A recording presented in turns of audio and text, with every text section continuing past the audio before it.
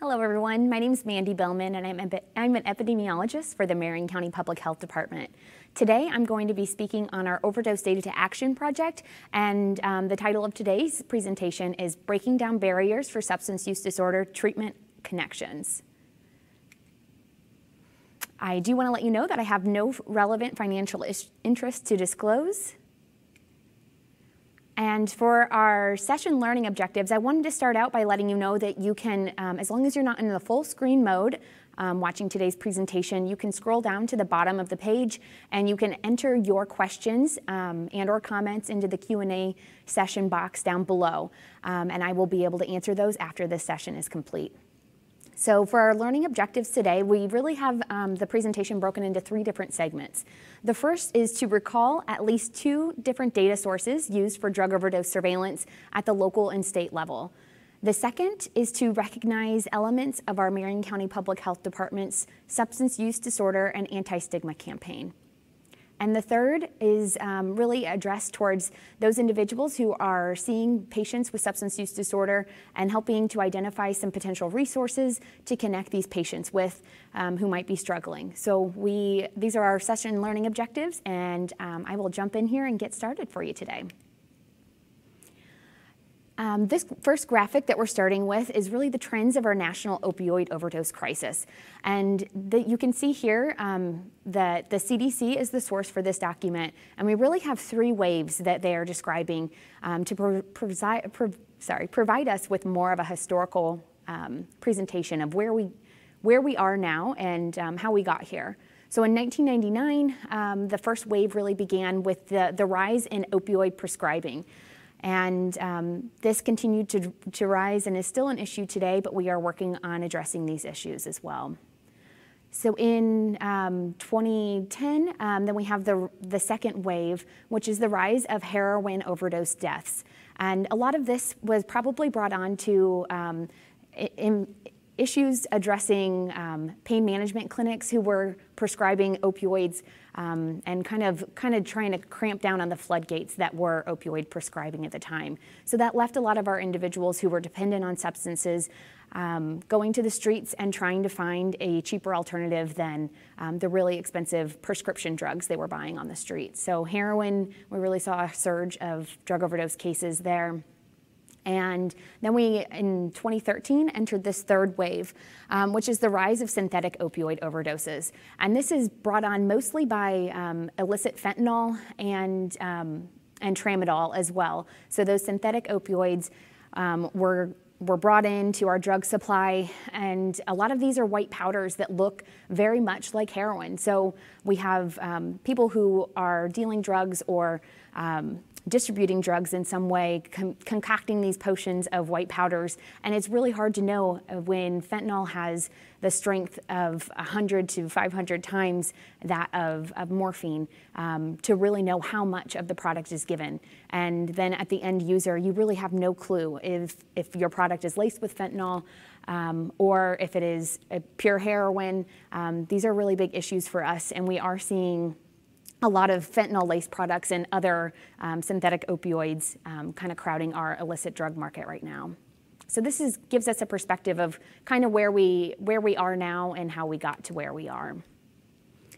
This map right here from the Bureau of Justice Assistance shows us that we in Indiana right here are not alone.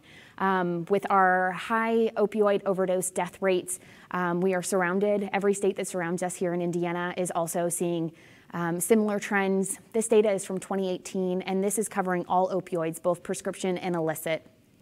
This is a good resource if you want to learn more about different states and some of their recent drug trends. You can visit this website to learn more.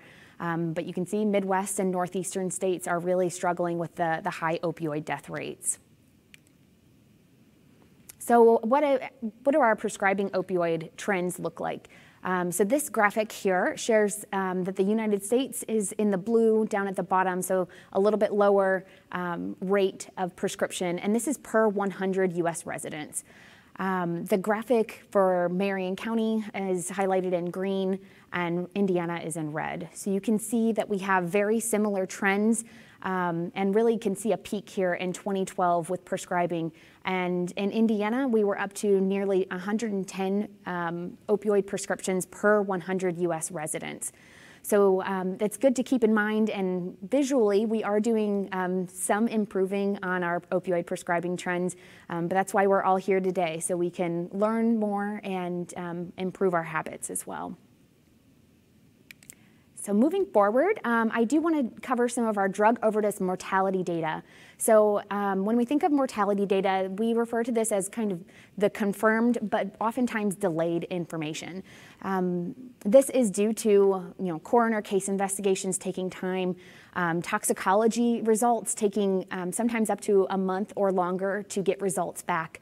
And so it's kind of the gold standard of our drug overdose data, but it does take some time. So I want to preface that. And so here in 2019, in Marion County, we had 346 deaths from overdose. And these are all drug overdoses, but this is restricted to specifically Marion County residents.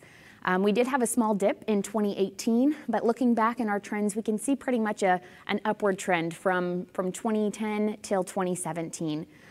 So it was promising to see the little dip in 2018, but we have a lot of work still to do to reduce the number of deaths that we're seeing due to substance use disorder. This graphic here is our Indiana age-adjusted overdose mortality rate, and this is comparing our prescription to illicit opioids. And so looking at this, we can see that it started out that illicit opioids were kind of just a small problem, and prescription opioids were a larger percentage of those issues in 2009 to 2012. But then we really see this huge surge from about 2016 to 2018. And these prescription opioids does include fentanyl, so this aligns with our trend of seeing illicit fentanyl being brought into our drug consumer market. And again, this resource is from the Bureau of Justice Assistance, and this is really Indiana-based data. So zooming in a little bit more, I just covered our Marion County data, and I will go ahead and get a little bit more details for you about our Marion County specific data. And for those of you on the line that are from outside of Marion County, there are some really good resources on our Indiana Department of Health's website, and they have specific data that you can get for your county of residence. And then also the national level, CDC has some really nice resources as well that I'd encourage you to visit. So zooming in on our Marion County residents a little bit more, this data is showing 2010 to 2019, and this information is presented as a rate as opposed to the count that we shared on the previous slide showing 346 deaths in 2019. So we use rates in our epidemiology world just to make sure that we're breaking down some of those different population groups and kind of normalizing the data so that we can compare apples to apples and really give accurate counts versus giving just a count. A rate really helps to normalize the population because we know that we don't have all the same number of Black, white, and Latinx individuals in our community. So really dividing this by the case counts does help. So let's see, so fatal drug overdoses did take a dip in 2018, and then they were back up towards their baseline in 2019. The rates here, so we have in white individuals, 46.3 overdose deaths per 100,000. Black individuals, 30 per 100,000. And Latinx individuals was 9.5 per 100,000. So this is good for us to keep in mind. A lot of people tend to think that the opioid crisis and drug overdoses as a whole is most applicable to white middle-class individuals. And we definitely want to share these statistics so that we can understand that it's not just a problem in whites. Substance use disorder can overcome any type of socioeconomic status, race, gender, everything. So we need to support all of those individuals who are struggling. This overdose toxicology results was a study put together by our partners at O'Neill School of Public Affairs, and This is actually a study that looked at all of the cases that were investigated at Marion County Coroner's Office. So keep this in mind that this is a larger number, and this is looking at our 2018 data when we had just 306 drug overdose deaths. So this does represent some out-of-county and possibly out-of-state contacts that died and their deaths were investigated at our coroner's office. So looking at the toxicology results from these 361 cases, 79% of these deaths involved opioids. 19% of them were found to involve prescription opioids, 54% involved fentanyl, and 28% of these cases involved methamphetamines. So what this graphic really tells us is that we don't have, we really have a lot of polysubstance issue in our individuals who are using substances here in Marion County and throughout the state. And people are not just using heroin or just using Oxycontin. They are using substances in a variety of means. So some people might be using methamphetamines to help themselves get up and feel like they can make it through the day, give them that up, or other stimulants could be abused earlier in the day. And then maybe later in the night, they're still kind of in that ramped up mode and might use opioids in the evening to kind of simmer themselves down and get to sleep. So this really is risky, and we just wanted to keep in mind that oftentimes we have individuals that are struggling with polysubstance use in the substance use disorder landscape. So moving along here, how do we compare Marion County and Indianapolis area? How do we compare to some of our Midwestern counterparts? We like to say that we are really the middle of the pack.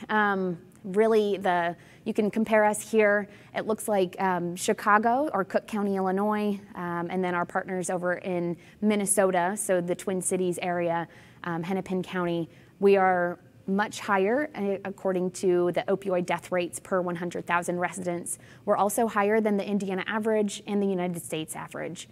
We're pretty close within range of our partners down in Louisville, Kentucky, and significantly under some of our partners in Ohio. So Columbus and Cincinnati, Ohio have, at least in 2018, had higher death rates than us here in Marion County, as well as Detroit. So just a summary of this, we like to say that we are middle of the pack compared to our other large metropolitan cities in the Midwest. So shifting gears a little bit, we're still in that first learning objective segment, but we are now going to switch gears to drug overdose morbidity data. So this is data that does not usually result in death. This is near real time, but not necessarily confirmed. So this is based off of suspected or probable drug overdose cases. And so we'll learn a little bit more about that as we move through the next slides.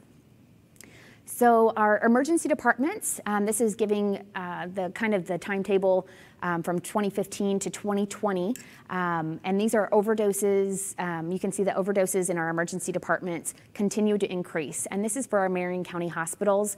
About 25% of these cases are reflected by out-of-county residents. Since Marion County is kind of the hub for healthcare in the central Indiana area, we do have a handful of out-of-county residents. So about 25% of these annual cases are represented by them.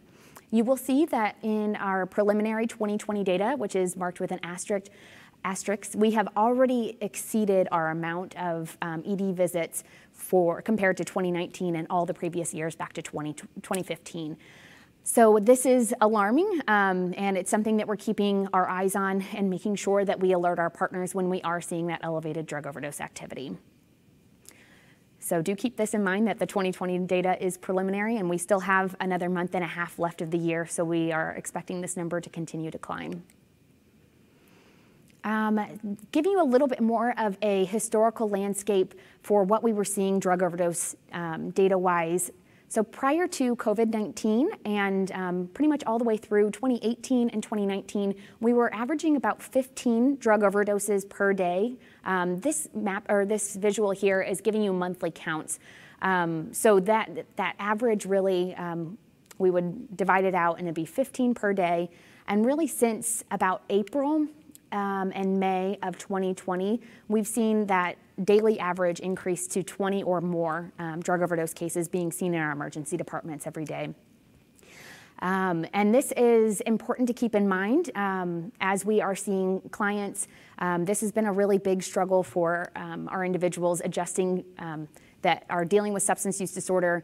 There are some extra stresses being given to all of us with COVID-19, but especially those that are dealing with substance use disorder with the stay-at-home orders, potentially losing jobs, having financial instability. These are really important things that are taxing the mental health of individuals and really making it more difficult for those that are struggling with substance use disorder.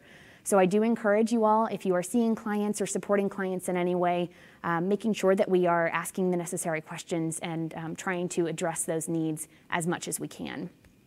But definitely some large increases in our overdose activity.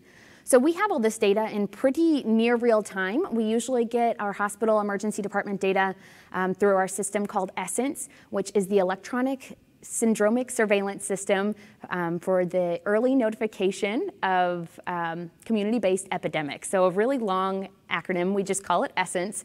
But this data is reviewed daily. We get it within a few hours, as I mentioned, and when we do see alerts or significant increases in overdose activity, our overdose surveillance epidemiologist, Gary Ordway, goes through the data, tries to fish out any false positive cases that we might have in there. He matches that to the EMS data that we get from Indianapolis Emergency Medical Services and prepares a summary report. And that report is then shared by me out to our overdose response partners, our first responders, and those individuals who are helping kind of with naloxone strategy efforts. So this graphic here at the bottom, I wanted to mention, it highlights a few of the cases and kind of what we're seeing day to day in our emergency department data. So the blue dots represent our normalized data, and this is based on looks back at the previous 28 days of data, and it tries to estimate how many drug overdose cases are we estimating that we will see in the emergency department today. And if it is a statistically significant increase, so one standard deviation larger than what we were imagining we would see, then the system issues one of these yellow dot warnings. So it's telling us that there is elevated activity based on what it was expecting to see in the previous 28 days of data. And then when there is 2 standard deviations of increased activity, then we're given one of these red dots or alert days. And so this is showing you the past couple months of data. But you can see in that cluster around mid to late August and then mid to late September as well. These are both times that we send out overdose alerts. So those email alerts to partners, letting them know to keep naloxone on hand and just letting them know that we are seeing some elevated drug overdose activity and to be prepared. So that is kind of our monitoring drug overdose data in a nutshell. I do want to move on to share some of our Indianapolis EMS data with you as well. So our naloxone ambulance runs have tripled since we began really looking at this information back in 2011. And I do want to preface that Indianapolis EMS covers about 75% of our ambulance runs here in Marion County. So keep that in mind, and we are going to dive a little bit more into this data. So that data that we get from Indianapolis EMS and the naloxone data is tied to a location address, so where the EMS was called to for a scene. And we put together these graphics quarterly, and these are our drug overdose hotspots for where we're seeing increased drug overdose activity based on naloxone administrations. So this is going to be limited to our opioid overdoses, and I do want to highlight some limitations of this data here. So our IEMS covers the majority of the county. However, there are some gaps on our western border, which includes Pike, Warren, and Decatur Township. So that full western half or the left side of your screen. There's a couple other places, the city of Lawrence, which is up northeast, and then the city of Beech Grove, which is down southeast. These are areas where they run their own ambulance services, and so we currently don't get data from those partners, but we are working on increasing data use agreements and getting those in place so that we can have a more representative sample of the actual opioid crisis that we're seeing across the entire county. As we've worked through this is obviously tied to opioid overdoses, but our grants are allowing us to address overdoses caused by any substance. So I do want to keep that in mind, that although this graphic is limited to naloxone and opioids, our focus really is much more broad than that. So moving on here to our second segment of the presentation, we wanted to put together an anti-stigma campaign that focused on naloxone education and substance use disorder, and it came together as the What Are Friends For campaign. So I will highlight some of the things here.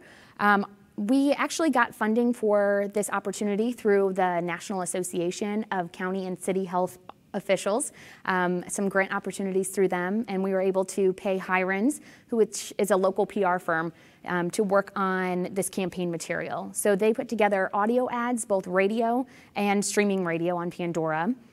We had video, so television commercials, as well as billboards and buskings and print advertisements. We also put all this information together on our website, so if you would like to learn more, feel free to visit marionhealth.org/friends. And this campaign actually launched March 1st, 2020, and due to some additional funding, we've actually been able to extend it multiple times. So we extended, the original date to end was supposed to be July 31st, then that got extended to December 31st, and now we've been able to allocate some additional funds that were unspent due to COVID-19, and we will be extending this campaign and adding some additional materials that will last through August 31st of 2020. So I wanted to highlight just a few of the elements here. This is an animated GIF that we were made available on Pandora. So the first thing says, understanding drug addiction is a disease, compassion is stronger than judgment, and that would just pop up as the individual is going through the Pandora ad. So I apologize that didn't show up on your screen, but I will make sure that you have links to the other resources in case you wanted to learn more about those in the future.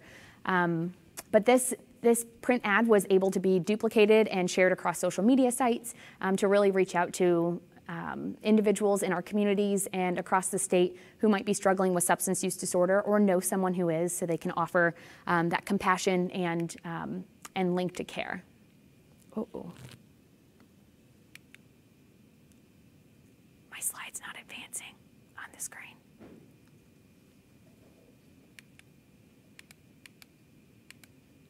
We're just having some quick technical difficulties. The slide is not advancing any longer from animated GIF slide.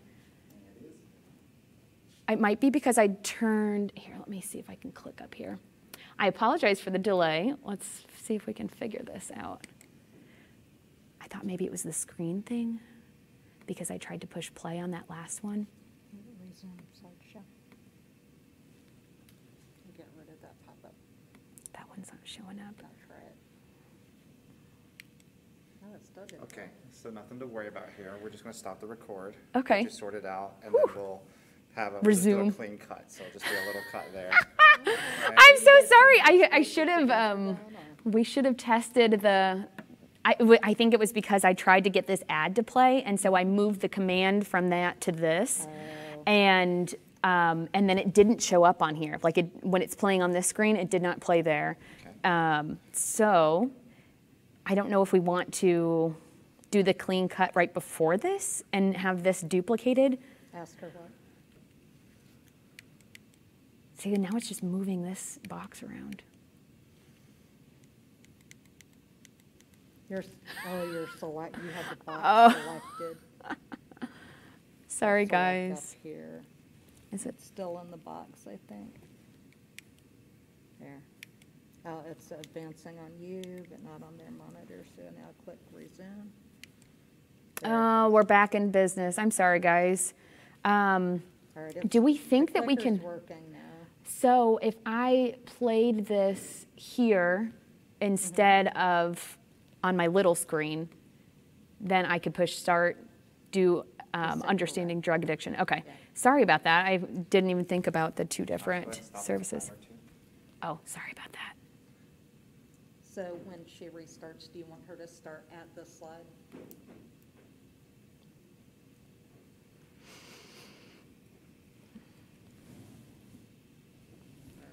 we need to look at where we're going to end and pick our end spot, Josh, and then take a look.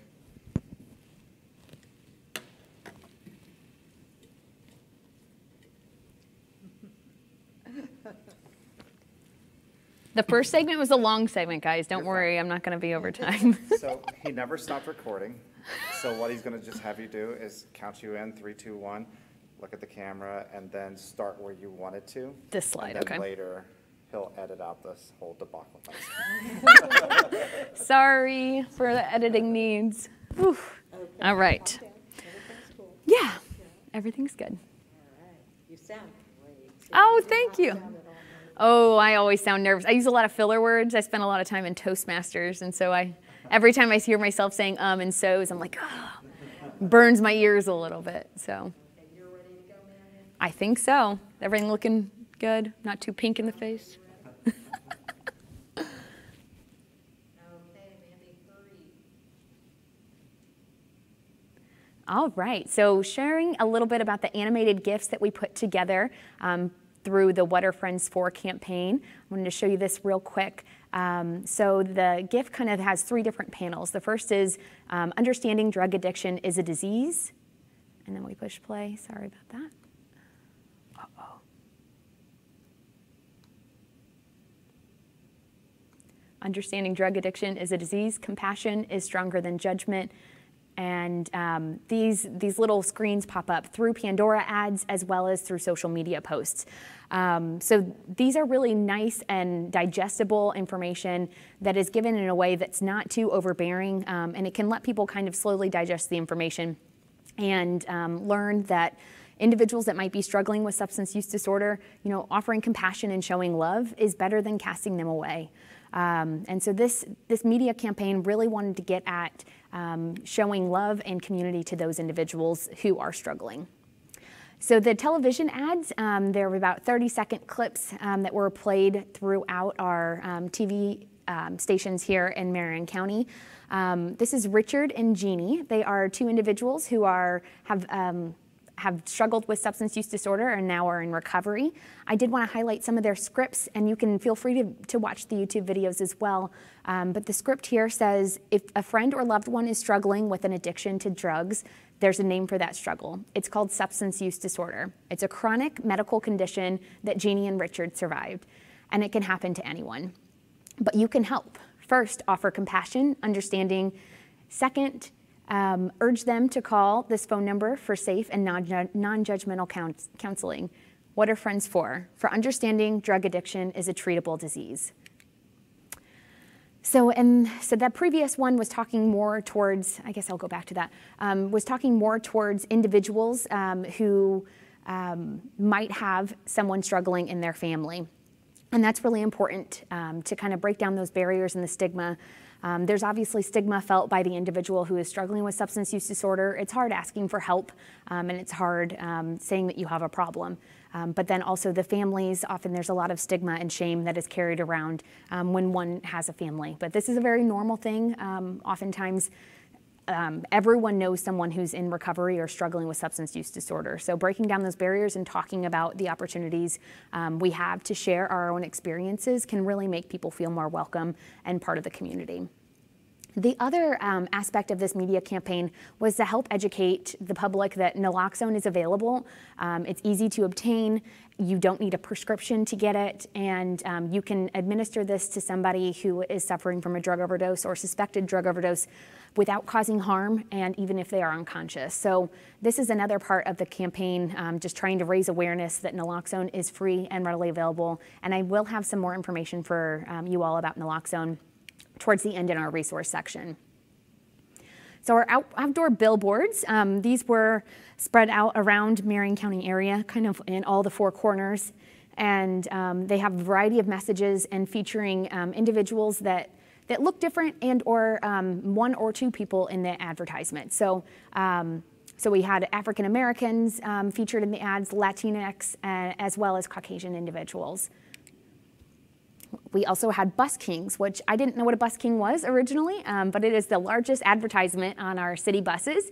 And you can see the ads here, and they are featured on a variety of different bus lines. So These advertisements have been going around Marion County since March of 2020. And then there were also some print advertisements that were part of this original campaign for What Are Friends For? And so this went in the Indianapolis Recorder and La Vaste, Indiana. And La Vaste, Indiana, that publication really caters to our Latinx population here in Marion County, so it helps us to better reach that group that might not read English and might not receive traditional messages in their own language very often. So we are really excited to see this element of our campaign. So if you want to help us get the word out about the What Are Friends For campaign, you can visit our website or follow us on Twitter, which is @marionhealth.org. And we are really excited to announce that our anti-stigma campaign will be getting a facelift and kind of a shift in focus. We're going to be working again with Hirons to address some of the internal guilt and shame that is felt by individuals who are struggling with substance use disorder. So really getting at those empowering messages to make sure that people understand that there is a community and that recovery is possible for them. So we're really excited about that ad campaign that should be coming out in the next couple weeks, and I look forward to sharing some more information with you guys on our website about that. So moving on to the third and final segment of our presentation today, connecting the dots, resources for your patients that are struggling with substance use disorder. So I want you all, I know not everyone is a provider and a physician in this room, but each of us have an opportunity to help in some aspect of this really strong dynamic. You know, offering care and compassion to those that are struggling with substance use disorder. Maybe we have a friend or a family member who uses alcohol or drugs, but making sure that we are there for them and provide them connections to resources and making sure that they feel like part of the community is really important. But this next step is kind of more targeted to providers who are seeing patients, but there are elements that we can all help with here. So in this slide, we are going to talk about where we can screen patients for substance use disorder, possibly prescribing MAT or connecting a patient to a physician who can prescribe MAT. And then harm reduction strategies. So these are especially important for those individuals who are not ready to give up on using substances or aren't ready to enter treatment. Harm reduction strategies really gives them the kind of ongoing support that they need to find support in treatment when they are ready for it. And then the fourth element is really to refer to a treatment provider. So starting out with the screening for substance use disorder, likely within your medical practice, if you are seeing patients, there already is some existing standard screening procedure that you would use. I listed out a couple resources here and wanted to give some opportunities for you to learn more about other screening tools. The first is SBIRT, or Screening, Brief Intervention, and Referral to Treatment. This is a recommended screening tool and or training that you can go through to better support those individuals who might be struggling with substance use disorder. There's also NIDA, or the National Institute of Drug Abuse, has a really nice comparison tool which tells you the name of each of the screening tools, and it has a column of whether it's for adolescents or adults, and it also gives a breakdown of whether it would be self-administered or if a physician or a medical provider would need to administer that test for them for the screening tool. So keep that in mind, know your resources. Like I mentioned, there probably already is an existing screening tool that is used or recommended within your healthcare facility. So check that out. If you're not already using one, then maybe gain a few more resources. Second option in our connecting our SUD patients to care is to prescribe medically assisted treatment. We do have an upcoming training if you are interested in learning more about medically assisted treatment on January 8th, 2021. This is a 4-hour X-waiver training. It's going to be hosted by our Provider Clinical Support System, or PCSS. And for physicians, after you take this 4-hour online web-based training, then there will just be an additional 4 hours of online self-study that you would have to do. And for our advanced practice nurses and physician assistants who are with us today, it's actually an additional 16 hours of training. I believe it's all online. that you would need to complete this X waiver and begin to prescribe MAT to your patients. So keep this in mind as an opportunity to learn more and to really get connected and to be able to be a really good resource for people in your practice that are struggling with substance use disorder. If you want to learn more about MAT, there are some good resources from the organization that's hosting the training, PCSSnow.org. Sorry, too many acronyms and letters in there. And then there's also some resources from our Indiana Department of Health, that second link. And you guys will all have access to these slides, so you can click on the links and get the information that way. Our third option for getting our SUD patients connected to care is really to connect them with naloxone. This could be you issuing a prescription of naloxone yourself, and this really should be done for anyone who's receiving an opioid prescription. I know sometimes it might seem like you're being, it might be offensive to prescribe or co-prescribe naloxone with an opioid prescription, but kind of tailoring the message to meet the needs of that individual is really important. So making sure, you know, if a child got their hands on the prescription and took a couple pills, then you would be able to save them and or help save them with naloxone if that issue did arrive. So that's something good to keep in mind, just kind of framing the why you're prescribing it and letting your patients know that having naloxone on hand can be really helpful is good to keep in mind. Another option is to prescribe naloxone for patients that you know that are reporting that they're using illicit substances. We've seen some of our cocaine-related drug overdose deaths oftentimes are found to be laced with fentanyl. You know, people who are using a stimulant don't really expect the opioid medication to be in there. And so that's a surprise, and it might not be what they intended to use, but they still suffer a drug overdose and can result in death. So keep this in mind. And there are options for prescribing naloxone through your own practice, and there's also community resources. So we have a couple programs through Marion County Public Health Department. Our Safe Syringe Access and Support Program offers naloxone, as well as harm reduction supplies. And this is not limited just to syringes. They have safe smoking kits and safe snorting kits as well. So really a broad scope of drug use. They're trying to support that and make sure that people are using safe practices if they are going to participate in drug use. They also do a lot of education around safer drug use practices, you know, going slow, and never using alone. Those kind of messages are really important, can really help us save a lot of lives for those individuals who are using. So they also do wound care education. They provide immunizations, access to health insurance coverage. They also do rapid screening for HIV and hepatitis C. So kind of fishing out some of those infectious diseases before they become a really big issue for us in the community, as well as the individual themselves. So keeping them safe and keeping them informed about what's actually going on. As well as there's also a peer support element. So individuals who might be thinking about getting into treatment will have an opportunity to connect with a peer support specialist and be able to have their questions answered and really gain that support and guidance that they need to kind of lure them into treatment for their substance use disorder.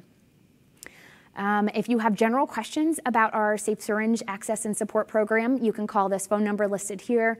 And then if you have peer support related needs, there's a second phone number. And you can learn more at our marionhealth.org/safe-syringe. A second program we have is Marion County Public Health Department's Substance Use Outreach Services. And the abbreviation there is SUOS. This group provides naloxone training. And these are all done as web-based trainings right now, since we are in the middle of a pandemic. And so that's a really good opportunity to sit and learn for a half an hour. And they actually send out doses of naloxone to those individuals who have been through the training. This is really important for individuals who might have a friend or a family member that's struggling with substance use disorder, or maybe a neighbor, or maybe you just want to be prepared and have a dose of naloxone on you in case the need arises. So good resource there. They also do testing services for HIV, STIs, and hepatitis. And they do some substance use case management and referrals to outside services. So keep that in mind if you have a patient who needs a connection here in Marion County. Their phone number is listed here, and then their website as well to learn more about those services. So harm reduction really comes in a lot of different shapes and sizes, and the whole message here and idea is that we need to support those individuals who are going to use substances and try to help them do that in the most safe manner that we can. So moving on to our fourth element, kind of in our better supports for patients with substance use disorder, referring to a treatment provider. So Indiana 211 is our kind of one-stop shop for information.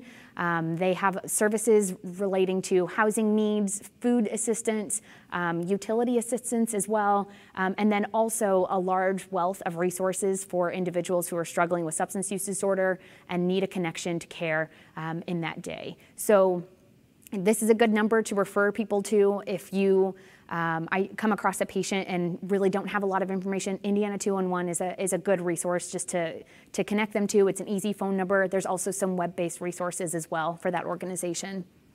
Another option is a web-based option through the Next Level Recovery treatment resources. It really provides a map of all of the local substance use disorder treatment facilities, and so it gives you a pinpoint of where your location is and where the closest service providers are.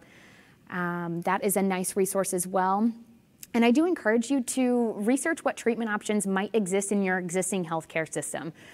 So some of our larger hospital networks have substance use disorder treatment programs that you might be able to just refer an individual to, maybe make a quick phone call while they're in your office, set them up with an appointment, get them the help that they need. That's really, really important. And just spending an extra couple minutes with that patient who's struggling can really mean the world and really save a life. So keep that in mind. I wanted to give you a quick little recap over our presentation today. And so we started out talking about our overdose surveillance data sources, and this really touched on a variety of sources. So we talked about the coroner's office data with our Marion County death data, as well as our prescription drug monitoring program data with our opioid prescription rates. We moved into talking about our emergency department data and EMS data as well. So those are our surveillance resources that we're using here at Marion County, and some of those sources are used also at a state and national level for our data. We touched on the elements of our AntiStigma campaign and talked about the really exciting expansion of that campaign in the near future to really work at getting to the individual themselves that is struggling with substance use disorder and helping them realize that they are valuable and can help themselves find a way into treatment and find recovery for themselves. So that is a really exciting campaign we have coming out. And then our third segment was about connecting the dots, knowing your resources to support your patients with substance use disorder.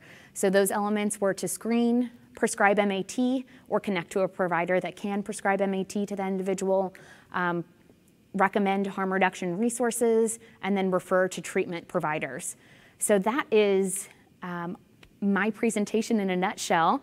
And if you have any questions and comments, please go ahead and put those in the chat box, and I will be sure to answer those for you.